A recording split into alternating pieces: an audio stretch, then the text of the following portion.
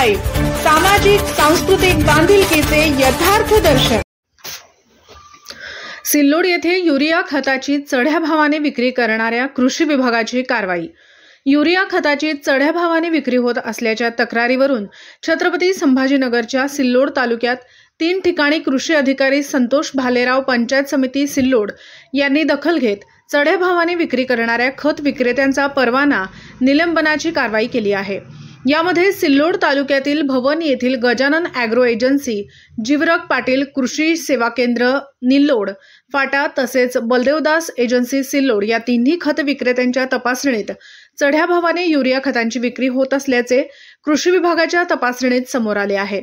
चढ्या भावाने खतांची विक्री होत असल्यास कृषी विभागाशी संपर्क करण्याचे आवाहन कृषी अधिकारी संतोष भालेराव पंचायत समिती सिल्लोड यांनी केले आहे।